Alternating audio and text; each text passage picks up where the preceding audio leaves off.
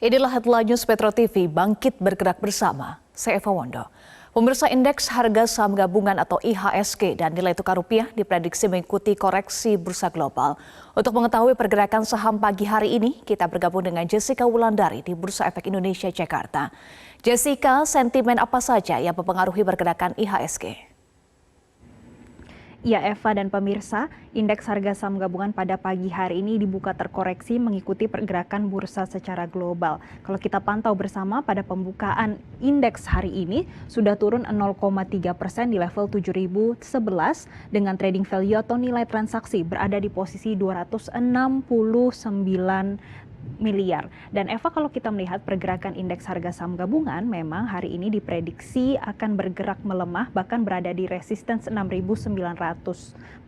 Dan ini disebabkan beberapa sentimen yang mempengaruhi. Yang pertama, sentimen dari dalam negeri yang saat ini para investor masih wait and see terkait hasil inflasi di bulan September 2022 ini yang diprediksi akan naik karena adanya kenaikan harga BBM. Yang analis prediksi inflasi pada bulan September untuk bulanannya di kisaran 1,29%, sedangkan untuk secara tahunannya ini diprediksi mencapai 6,08% secara year on year.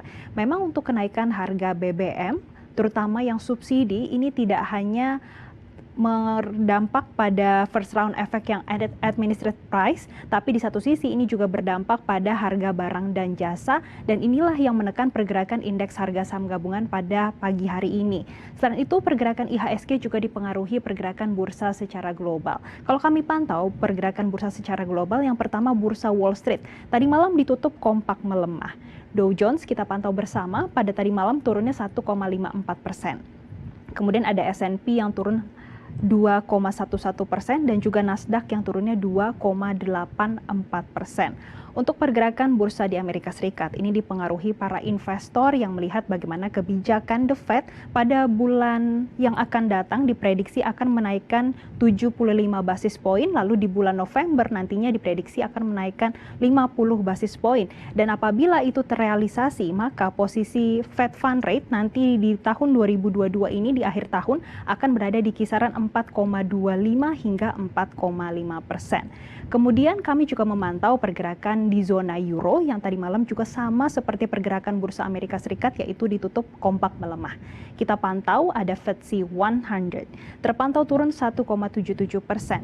Kemudian the DAX Jerman juga turun 1,71%. Untuk pergerakan zona euro memang masih mencermati potensi kenaikan inflasi secara global. Maka dari itu untuk pergerakan IHSG diprediksi akan ada di rentang 6.970 hingga 7.135. Eva. Lalu bagaimana dengan pergerakan nilai tukar rupiah dan harga komoditas, Jessica?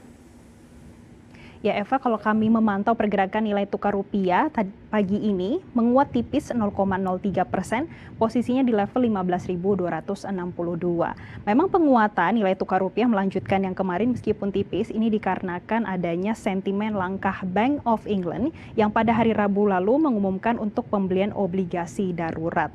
Maka dari itu untuk pergerakan nilai tukar rupiah pada hari ini diprediksi akan ada di rentang 15.175 hingga 15.300 per dolar Amerika Serikatnya.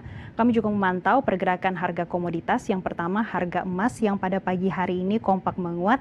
Yang pertama, kami pantau ada emas antam naiknya signifikan 1,06% di level Rp942 per gramnya. Sedangkan COMEX Gold naiknya 0,13% ke $1.670 per troy ounce-nya.